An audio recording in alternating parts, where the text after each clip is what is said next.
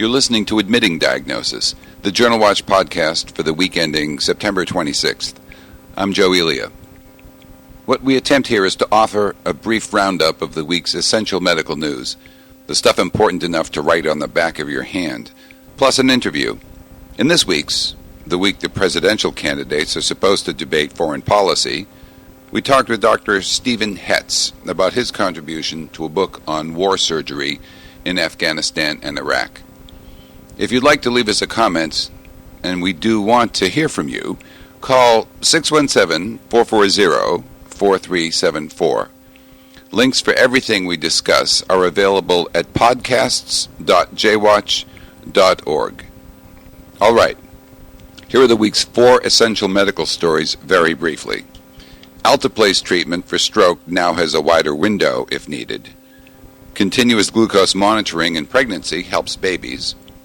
Maternal influenza vaccination offers some protection for infants. And drug-eluting stents seem superior. Now for the details. Fibrinolytic therapy for stroke should happen within a 3-hour window. Now, that window is widened somewhat for late arrivals, according to an article in the New England Journal of Medicine. A randomized study of some 800 late-to-treatment patients who received alteplase or placebo 3 to 4.5 hours after symptom onset showed a higher likelihood for favorable outcomes at 90 days among alteplase recipients. An editorialist reminds everyone that these findings aren't an invitation to dilly-dallying, as they say, and in Journal Watch Emergency Medicine, J. Stephen Bohan writes that these results, taken together with those published earlier this month in Lancet, signal what he calls an immediate change in practice. Next, glucose monitoring in diabetic mothers makes a difference, especially in the late stages of pregnancy. In a smallish study published in BMJ, 70 diabetic women, type 1 or type 2, early in their pregnancy, were randomized to either continuous glucose monitoring with implantable devices or to usual care. After week 32, hemoglobin A1C levels were significantly lower among those on monitors. And at delivery, birth weight and the incidence of macrosomia were both lower in the women on monitoring. Next, speaking of helping babies, vaccinating their mothers against influenza during the 3rd trimester helped prevent febrile respiratory illness in both infant and mom. A study published in NEJM concludes that the number needed to treat to avoid 1 case of febrile respiratory illness in infant or mother is 5. In Journal Watch Pediatrics, Peggy Sue Weintraub recommends vaccinating pregnant women when they show up at the office in fall or early winter. In Journal Watch General Medicine, Howard Bachner reminds everyone that the vaccine's efficacy varies from year to year, depending on its match with the circulating strain. Finally this week, stents. A prospective study in NEJM finds that 2-year mortality rates among those receiving drug-eluting stents for acute myocardial infarction were lower than those with bare metal stents. The drug-eluting stents also were associated with a lower risk for recurrent revascularization. That's this week's news. Here is the Journal Watch interview. This summer, the Surgeon General's office published a book entitled simply War Surgery in Afghanistan and Iraq, a series of cases 2003 to 2007. The book, available from the government printing office, seeks to document the medical and surgical lessons learned in those wars so far, and to prepare clinicians for service on or near the battlefields. War surgery profoundly illustrates what modern weapons can do to the human body and what modern surgical techniques can do to attempt to repair the damage. We've asked one of the authors of War Surgery, Dr. Stephen Hetz, to talk with us about the book. Dr. Hetz is a surgeon and a retired colonel with 30 years' service in the Army. He has served in Panama, Somalia, and Iraq in both conflicts there. Dr. Hetz is now Director of Medical Education at the Beaumont Army Medical Center in El Paso. Welcome, Dr. Hetz, and thank you for talking with us today. It's my pleasure. Tell us about the idea for this book and how you went about collecting all those 80 or so cases you included. Sure. Actually, I'm, as it says in the book, I'm one of 3 editors. Sean Nesson is the first editor. Actually, Sean is a general surgeon who graduated from my training program. I was the general surgery program director at Beaumont Army Medical Center in El Paso when Sean did his training there.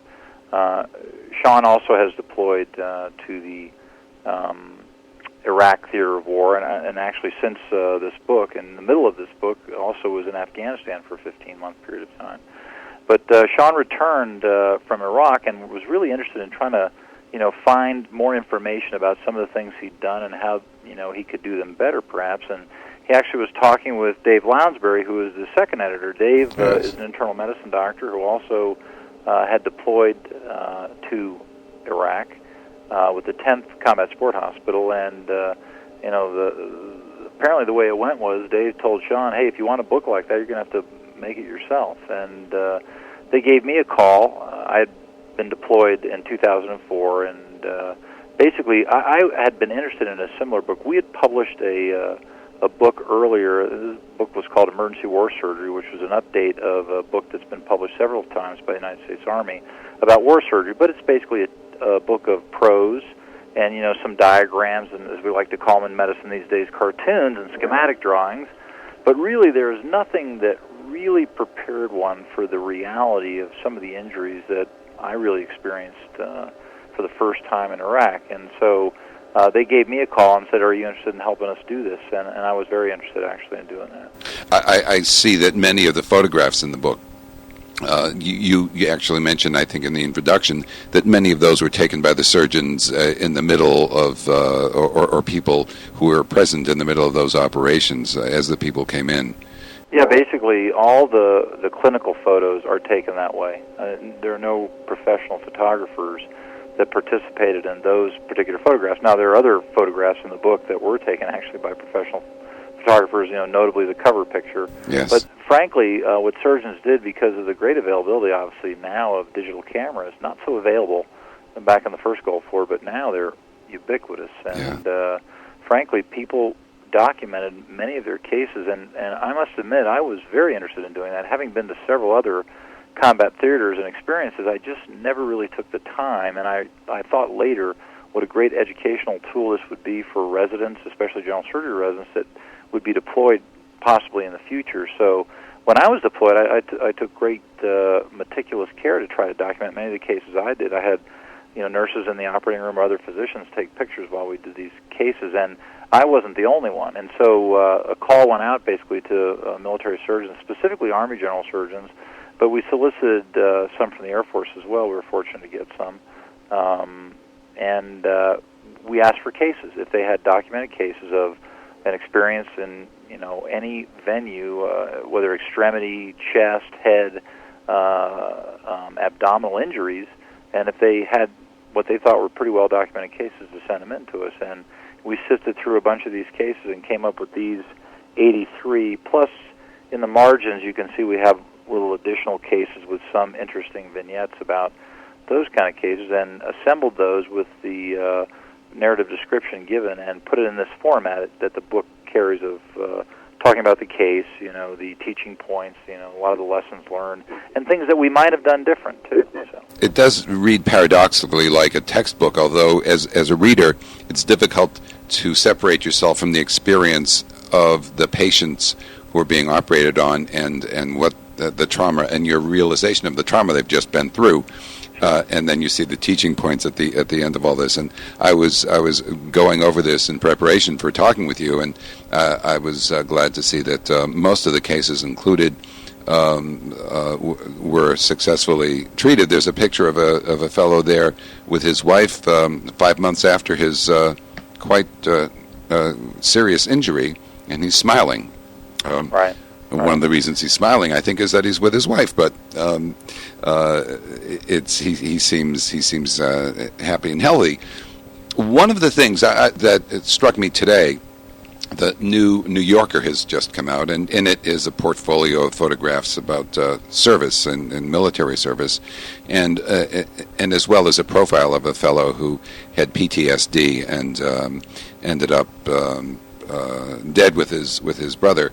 Is there And PTSD, of course, is not a surgically treatable wound, but it's a wound nonetheless. And is there a lot of that that's being seen, and are there ways of treating it that are improving?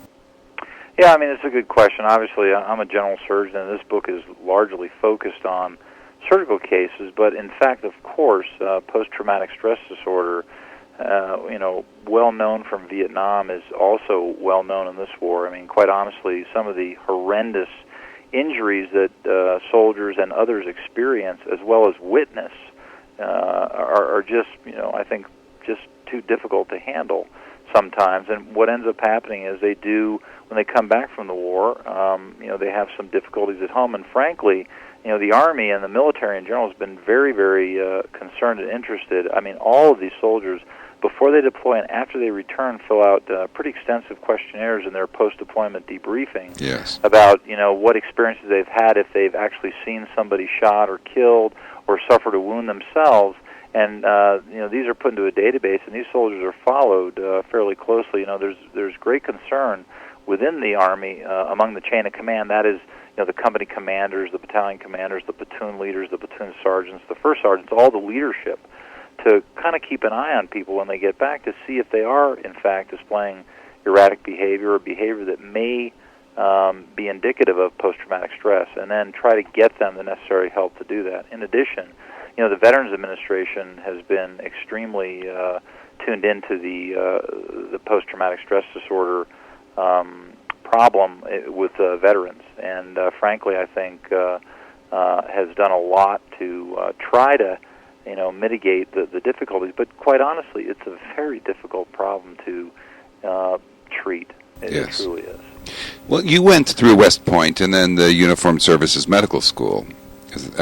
Did any of that prepare you for practice near the battlefields? Yeah, I mean, honestly, very much during medical school. I went to a medical school that was training future Army, Navy, and Air Force physicians, and we did a lot of, we had lots of classes on military history, on the history of surgery, military medicine. I mean, truly, the history of medicine, especially surgery, is military directly related. So much of it was learned on the battlefield, from the earliest times to now. And so there was a lot of attempted preparation, but frankly, the pictures that you see in this book really, you can tell those pictures are pretty graphic and really show some pretty devastating injuries. Yes. Seeing those up close and personal is even a step beyond that, quite honestly. But as a surgeon, we do trauma. General surgeons do trauma a lot, and frankly, you see a lot of traumatic injuries. Often, it's very rare to see an injury in civilian practice that is of this caliber, but it does occur. And frankly, dealing with that kind of stuff teaches you and trains you to deal with the priorities to save that life when that patient comes in with those injuries. And kind of after it's over with, you get a chance to kind of look back and go, "Wow, that was something else." But during the actual episode of care, you're just focusing on those things necessary to keep that patient alive. His airway, stop the bleeding, control the contamination, and try to preserve life, limb, and function as much as possible. What surprised you most as a combat surgeon? Yeah, I got to say that I think that it was, well, there are several things, honestly. First of all, the way the medical people that I worked with in my hospital responded and took care of these soldiers was just beyond remarkable, in my opinion. The average medic, nurse, other people that work inside the hospital, they just did an extremely professional and incredibly, intense experience. They just did a great job at managing these types of injuries day after day after day. We took care of everybody, of course. We took care of Iraqi civilians. We took care of enemy insurgents, all of the above. I mean, they all were part of the war wounded, and we took care of them day in and day out, and the people did a remarkable job doing that. And the second thing is, it really was remarkable. I mean, almost to an individual, soldiers would come in with sometimes very devastating injuries, lower extremity injuries, like, they lose their leg below their knee, they lost their arm, or something like that. And their questions were always virtually the same. They wanted to know how their buddies were, and the second thing they wanted to know is how soon would they be able to return to their unit. to get back to what they were doing. Surprising. I mean, it just was astounding and took us aback. And it was like, yeah, let's just get you, let's just get you better. Then we'll worry about that stuff later. Yeah. But I mean, to me, it was astounding to see that their level of interest and concern was to get back to the people they had just been with, so they could continue working with them and working together to keep each other safe and do what they need to do. It was pretty. I don't know how to really describe it. It was pretty amazing. It was a pretty unique experience. Yeah. Well, many of those wounded people that you describe in this book and others, of course, will be seeking care in non-Veterans Administration hospitals over the coming years. What can you tell those attending to those people to help them with their care? Yeah, I'm not sure I can tell them anything they don't really already know, and that is that basically, when you look at these people that have, I think, sacrificed so much, for their country and service to the country, I think as every patient, they deserve a lot of respect for what they did. And really, when any patient's treated with respect, I think they do much better in the care with those physicians. I mean, frankly, the other issue is, I think this post-traumatic stress issue is a significant one. And anybody that's been combat wounded or has had, this intense combat experience with whatever illness they may have as a result of that, that's something that always has to be in the back of the physician's mind is, other than the physical malady that you're looking at, let's say it's an amputation or whatever kind of injury, an old head injury or something, that, the overlay of this post-traumatic stress disorder is going to be around somewhere, and they just have to think about that and consider that as part of the treatment paradigm for that patient. There's a foreword by Bob Woodward, the journalist who is the NBC journalist, I believe, who was wounded. Actually, his name is Woodruff. Did I say occasionally do? Did I say Woodruff? Yeah. I'm sorry. Yeah. I meant to say Woodruff. Yes, and he says that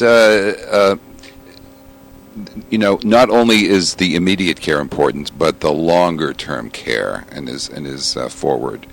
The sort of the kind of wounds that don't heal, and he says that the care given in the heat of the moment is wonderful, but he says he hopes that the system will find its way to figuring out how to give that kind of excellent care as the life of that soldier continues in the years that follow.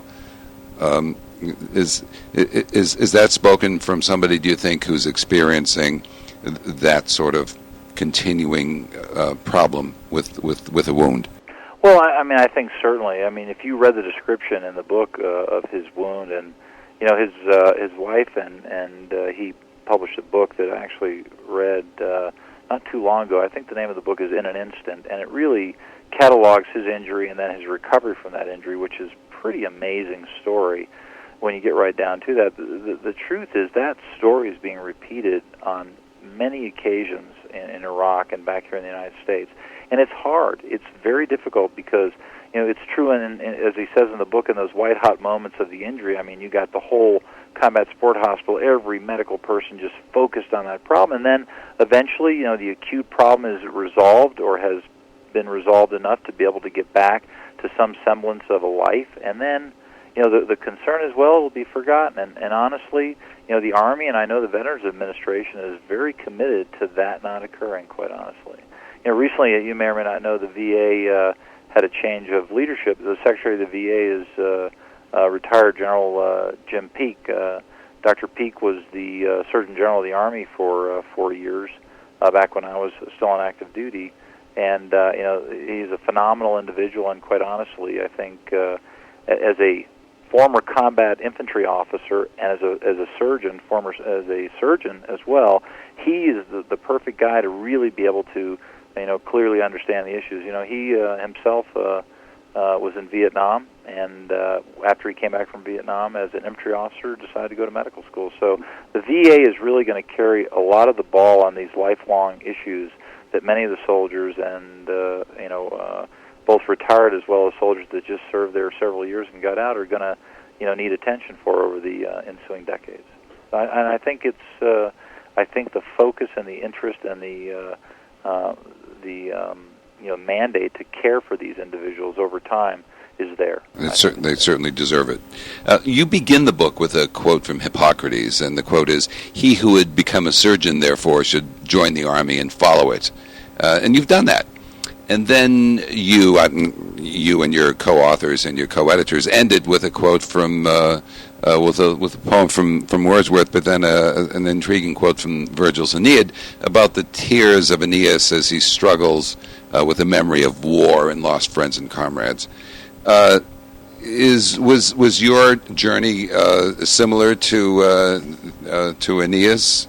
Well, I have to tell you, Dave Lounsbury is the second editor listener. Dave is just a delightful guy. He's an internist and a neurologist, and kind of, Dave wasn't really the guy who would do the technical aspects of surgery. I mean, Dr. Nesson's a general surgeon, I'm a general surgeon, so the two of us really, pounded out the details about if this was the right thing to do, what was the teaching point about this. But when it comes to, the structure, the style, the kind of ambiance that the book exudes, I mean, that was really all Dave. And those quotes, of course, were largely gotten by Dave because, frankly, to him, this book, we didn't really talk about the purpose of the book. Really, what it came down to, the purpose of the book was we really saw this as a bridge from a book like the Emergency War Surgery Handbook, which is schematics and prose and whatever, yes, to reality. This is the bridge to reality. Now, it's not reality because it's pictures, but this is as close to reality as you get without being there. And really that was our interest, was to have surgeons, specifically military surgeons that were going to go to war, have some preparation for what they were going to enter. I think Dave really saw a larger purpose for the book, and I think, those quotes at the beginning and the end, which really are, of his discovery, I mean, he found them, put them in there, and they kind of fit in the book there, kind of tell a larger story, you know what I mean, yes, in terms of, the fact is when you're young and excited, the war is some kind of a new adventure, but the truth is, war is a lot of suffering. That's what it is. I mean, and then that's reality. Whether you agree with the concept of being in the war or not is really not the issue. I mean, truthfully, it's a lot of suffering, and, making that decision to embark on, such an endeavor, it's a pretty weighty decision. But the thing that's amazing, of course, is, you can see at the very beginning, we also dedicated the book to service. Yes. And, it's the service of soldiers, Marines, airmen, sailors who have sacrificed so much for their country. And that truly, especially from us providers, medical care providers that took care of these people, it's truly from the heart, because it is quite a service and quite a sacrifice and commitment that lots of America's youth have given to this country. Well, it seems a good point to end our conversation. I want to thank you, Dr. Hetz, for your service and for your time with us today. It was my pleasure. Thank you. Finally this week, speaking of things military, I recommend you find your way to the current New Yorker, the one with the cover showing a Wall Street exec stepping into an open manhole. The issue contains 2 items worth your time. The first, a photo essay entitled simply Service, and the second, a profile of post-traumatic stress disorder. It all seems relevant to our interview this week. As always, if you'd like to talk about any of this or anything else, call 617-440-4374. Just leave your name and number so I can get back to you and get your permission to put your comments on the podcast. Links for all stories and a collection of a dozen of these podcasts are available at podcasts.jwatch.org. Join us next week, won't you? Thank you for listening. For the Journal Watch podcast, I'm Joe Elia.